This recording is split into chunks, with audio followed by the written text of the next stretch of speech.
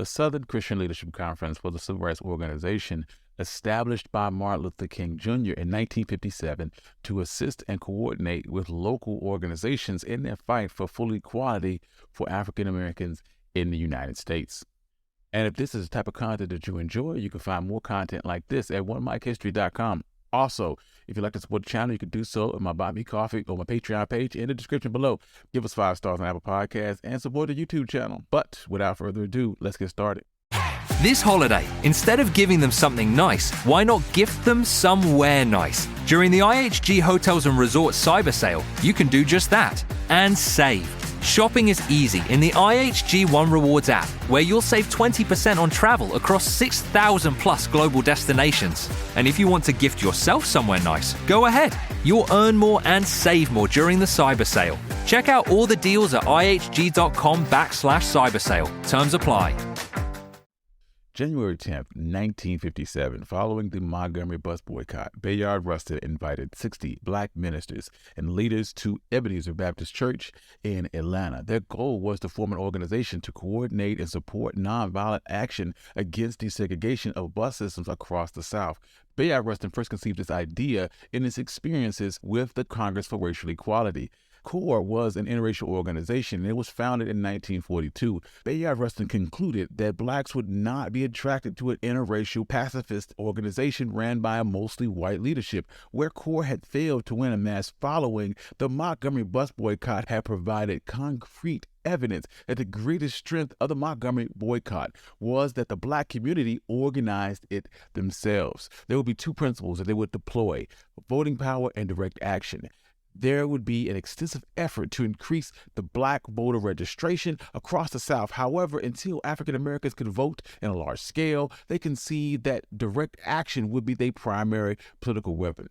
Rustin states that the Montgomery bus boycott showed that the center of gravity had shifted from the courts to community action, and that leaders should realize that people, not simply lawyers, could win their own freedom. So initially, Rustin sought C.K. Steele, a preacher and a civil rights activist and the main organizer of the 1956 Tallahassee bus boycott, to take a central role in the new organization, but Steele would decline. He told Rustin that he would be happy, though, to join a new organization if he sought out Martin Luther King for that role. So King, Rustin, Ella Baker, Steele were joined by Fred Shuttlesworth, Joseph Lowry, and Ralph Abernathy. The new organization would continue their meeting until January 11th, where they called themselves the Southern Negro Leaders Conference on Transportation and Nonviolent Integration.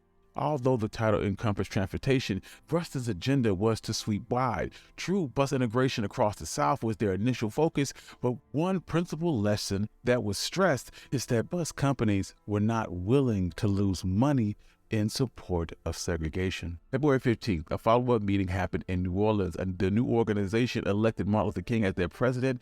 Then they changed the names used from the initial meetings to the Negro Leaders Conference for Nonviolent Integration, and then Southern Negro Leadership Conference. It wasn't until the 3rd meeting in August of 1957 that the group settled on Southern Christian Leadership Conference.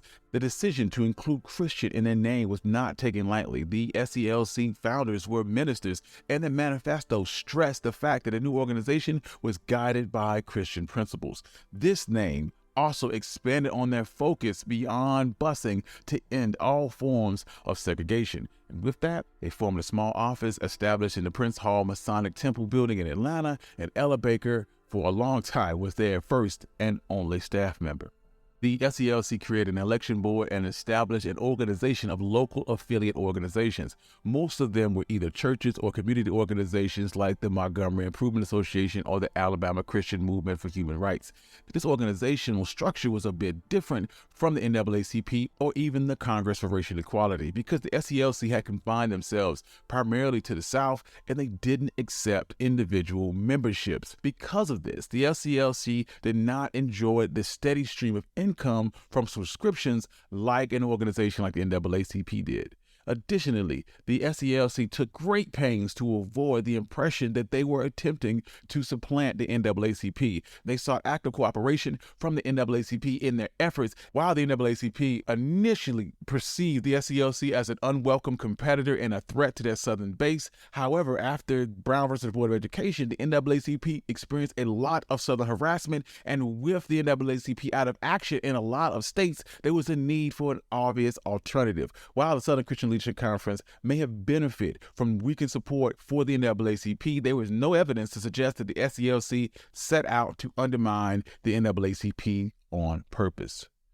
The formation of the Southern Christian Leadership Conference shined a light on the influence of ministers and how they wielded that within the Black community. Most African Americans, no matter their socioeconomic status, depended on either a white landlord or a white employer, and this made them vulnerable to retaliation. On the other hand, most Black churches were owned and controlled by the Black community themselves, and ministers were not subjected to the white power structure. This made them perfect point people for the civil rights movement. Black ministers had always functioned as leaders within the community, so progressing that leadership into the SCLC or as one of their affiliates was a natural progression. Despite this, in the early years, the SCLC struggled to gain a following in Black churches and communities across the South. The fight for racial equality faced fierce repression from Southern whites. The SCLC advocacy for boycotts and other forms of protest was also controversial amongst whites and Blacks. Many Black leaders believed that segregation should be challenged in the courts, and direct action only resulted in white hostility and violence. The SCLC's belief that churches should be involved in political activism was also deeply controversial. Many ministers and church leaders felt that the role of the church was to address the spiritual needs of their congregation, and the social political activity of the SCLC was against church principles. The SCLC also ironically drew inspiration from the Crusades of Billy Graham. He befriended Martin Luther King after King appeared at one of Graham's revivals in New York in 1957. While the pair had philosophical differences because of Graham's continued willingness to affiliate himself with white segregationists, despite this, the SCLC and Billy Graham's evangelistic association had similar ambitions, and Graham would privately continue to advise the Southern Christian Leadership Conference.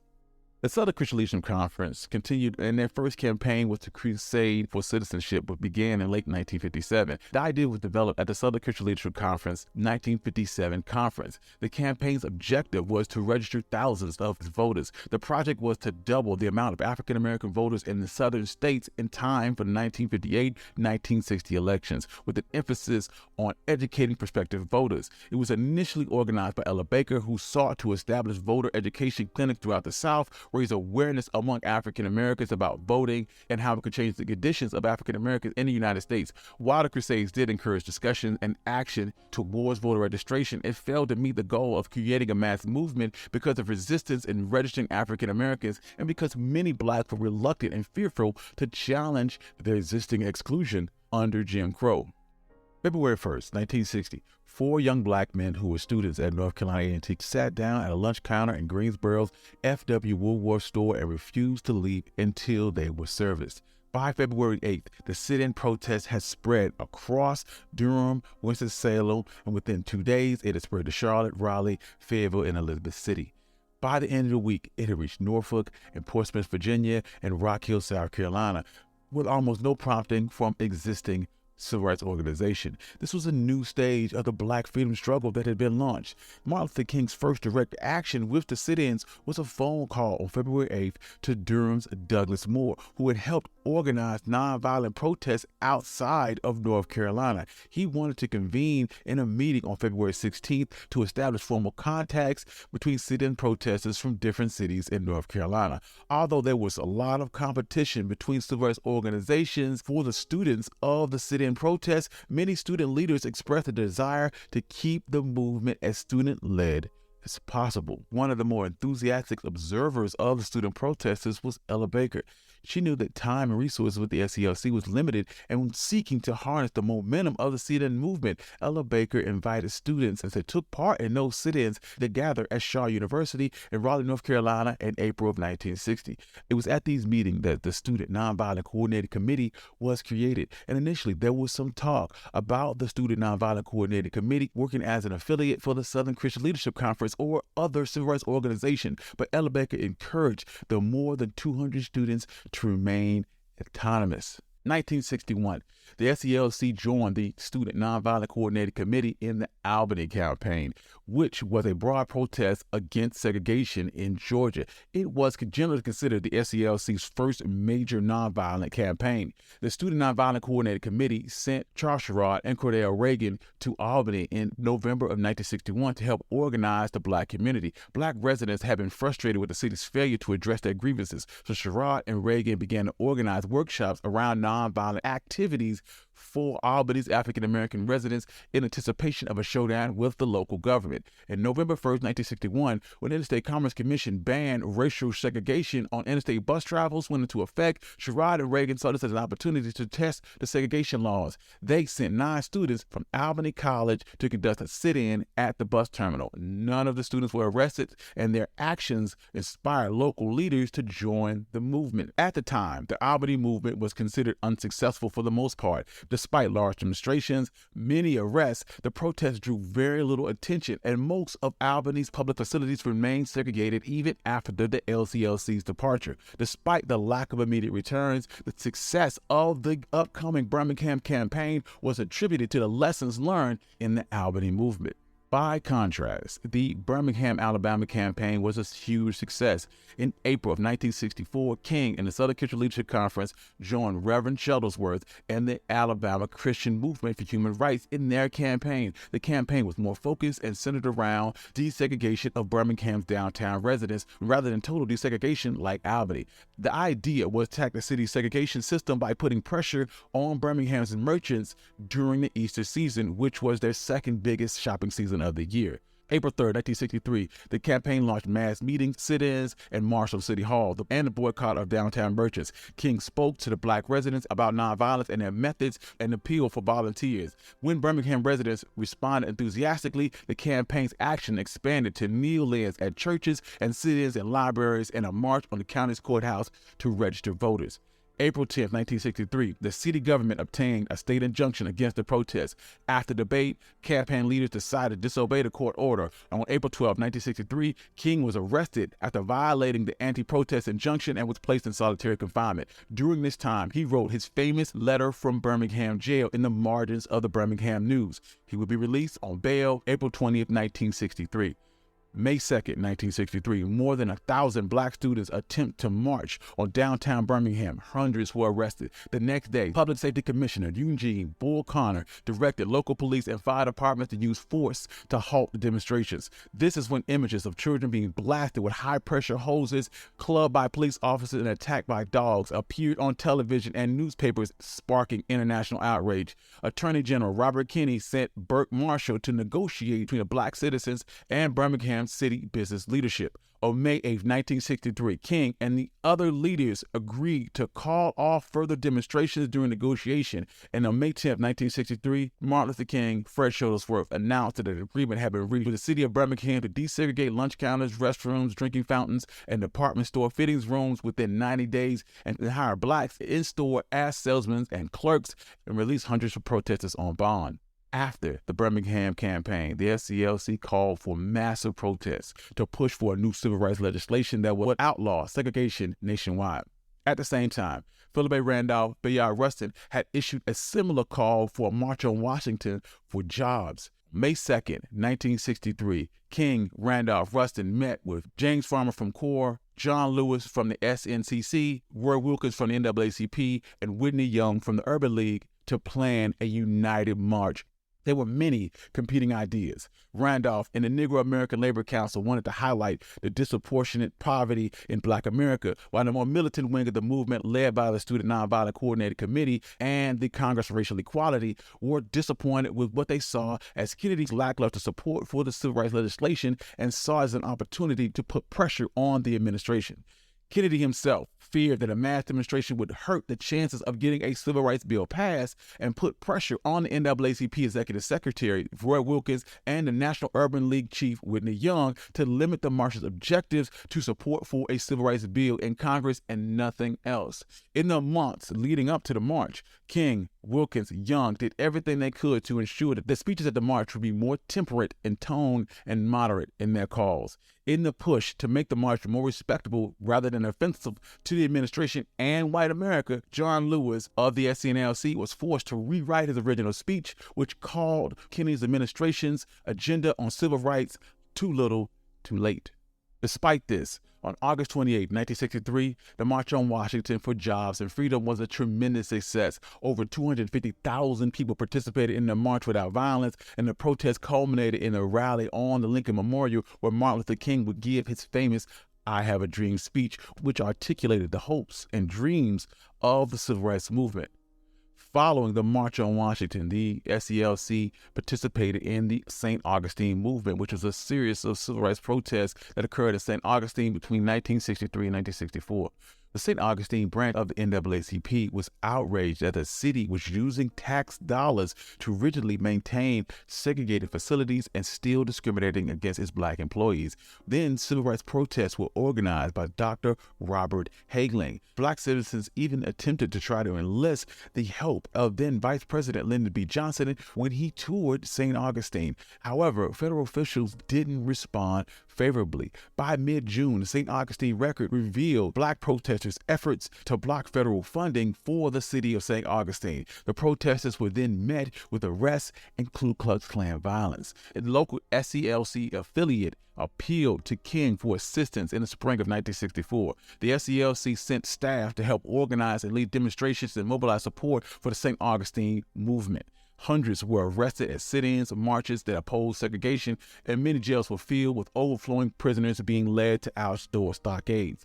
June 11, 1964, Dr. King had come to St. Augustine in support of the protests. He would be arrested at the white-only Monsoon Motor Lodge and restaurant, which had become a central focus for the demonstrators. While in jail, King wrote from the St. Augustine jail to his friend Rabbi Israel Dresner in New Jersey, urging him to recruit rabbis to come to St. Augustine to participate in the movement. June 18, 1964, 17 rabbis were arrested at the Monsoon Motor Lodge, and the rabbis wrote their own manifesto called What We Want.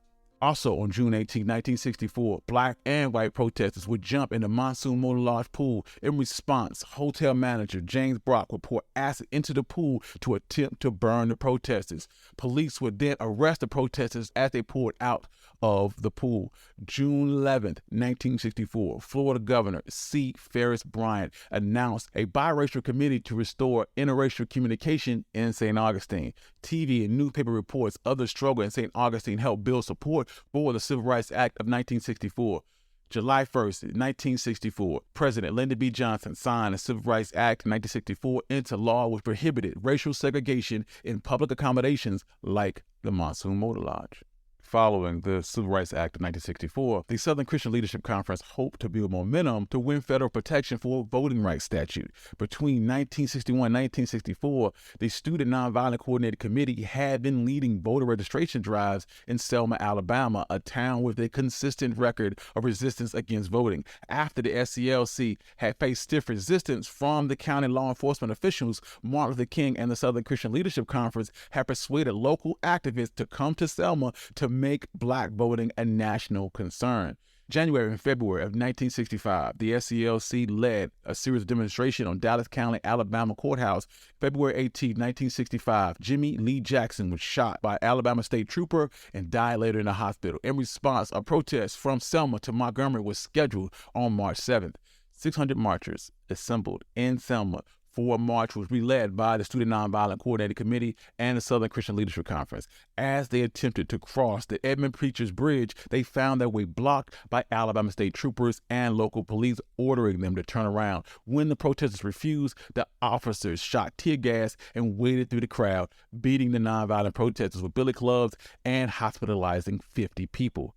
Bloody Sunday, as it would come to be called, was televised around the world. Martin Luther King called for civil rights protesters to come to Selma for a second march. When members of Congress pressured him to restrain the march until a court order could rule on whether or not the protesters deserved federal protection, King found himself torn between requests for patience and demands of movement from activists who were pouring into Selma. King, still conflicted, led a second march on March 9th, but turned it around at the Edmund Peters Bridge. King's actions only exacerbated the tensions between the Southern Christian Leadership Conference and the more militant Student Nonviolent Coordinating Committee, who were pushing for more radical tactics that would move from nonviolent protest to more active opposition to racist institutions. March 21st, after more protests and arrests and legal maneuvering, federal judge Frank M. Johnson ordered Alabama to allow the march to Montgomery. On March 25th, an estimated 25,000 protesters marched on the steps of Alabama Capitol in support of voting rights. August 6, 1965, Congress and Lyndon B. Johnson responded to the enormous amount of pressure generated by the Selma voting rights movement by enacting the Voting Rights Act of 1965. While the march was successful, it also highlighted the pressures that King was under at the time between the movement radicalism and calls for restraint, as well as the growing tensions between the SCLC and the SNCC. August 1965, after the Watts riot in Los Angeles, the Southern Christian Leadership Conference shifted its focus outside of the South into poverty in the urban areas. King was deeply convinced that the civil rights agenda required expansion of the Southern struggle into the North, as it directly confronted nationwide issues of housing discrimination and inadequate education and jobs. In 1965, the Chicago Freedom Movement, which was led by Martin Luther King and James Bevel, to systematically challenge segregation and discrimination in Chicago and its suburbs. During that time, Chicago was one of the most racially segregated cities in the nation, and through linear discrimination, intimidation, and violence, African Americans have been kept out, predominantly white middle-class neighborhoods. Activists hope that by changing the laws and practices to allow for open housing, the ability of Black homeowners to purchase houses in areas they could financially afford, that Blacks could gain access to improved housing, better schools, and better job opportunities. By August 1966, Chicago Mayor Richard Daley sought ways to end the demonstrations. He started negotiating with King, and an agreement was announced on August 26, 1966, in which Chicago Housing Authority promised to build public housing in predominantly white areas, and the Mortgage and Bankers Association would make mortgages available regardless of race or neighborhood. But many viewed the campaign as a failure because of the SCLC's lack of a base outside of the South, making it difficult to shift operations into northern areas.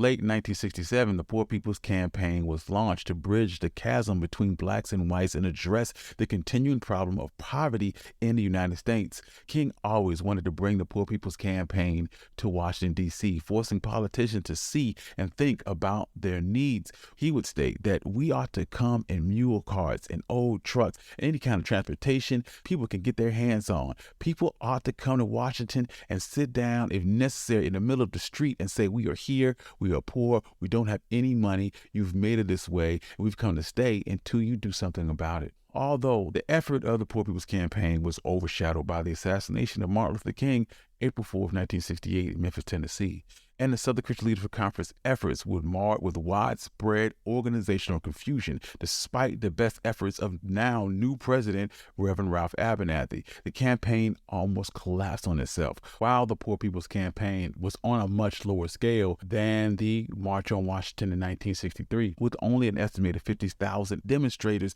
and fell way short of its goal of significant anti-poverty legislation. It did, however, mark a change in the civil rights movement for advocating for a platform of only racial equality, but one of incorporating interracial class issues and economic goals. The organization's resources and staff shrank tremendously following the years after Martin Luther King's death.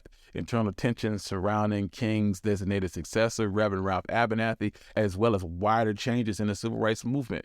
The SNLC maintained its philosophy of nonviolent change, but having lost its founder, it ceased to mount these giant demonstrations and confined itself to smaller campaigns. The organization was significantly weakened by several other schisms, like the departure of Reverend Jesse Jackson and his followers, and all of these things contributed significantly to the Southern Christian Leadership Conference's significant decline. While the SCLC received limited attention from history, mostly because it laid in the shadow of its leader and his dynamic personality. But the SCLC's greatest strength was his grassroots activism, which could not have been achieved without the amazing Black leaders who led those local Southern Christian Leadership Conference affiliates. Today, although not as influential as it was during Martin Luther King's leadership, it's still active and headquartered in Atlanta, and the SCLC is a national organization with chapters and affiliates throughout the United States. It continues its commitment to nonviolent action to achieve social, economic, and political justice, and focuses on racial profiling, police brutality, hate crimes, and discrimination. Thank you. This has been the story of the Southern Christian Leadership Conference. If you like more stories like this, you can find more stories like this at OneMikeHistory.com. If you'd like to support the channel, you can do so on Patreon page, my Buy Me Coffee in the description below. Also, give us 5 stars on Apple Podcasts and support the YouTube channel. New on Curiosity Stream. I'm James Burke. I'm going to take you on a journey through time. James Burke's visionary series returns, reimagined for our time. Now, this is all uncharted territory. The Washington Post hails Burke as one of the most intriguing minds in the Western world. The New York Times raves he careens from one great moment in history to another. Where do we want to go from here? Experience all new connections. So what's the next connection? With monthly, annual, and bundled plans, find the one that works for you at CuriosityStream.com. Peace.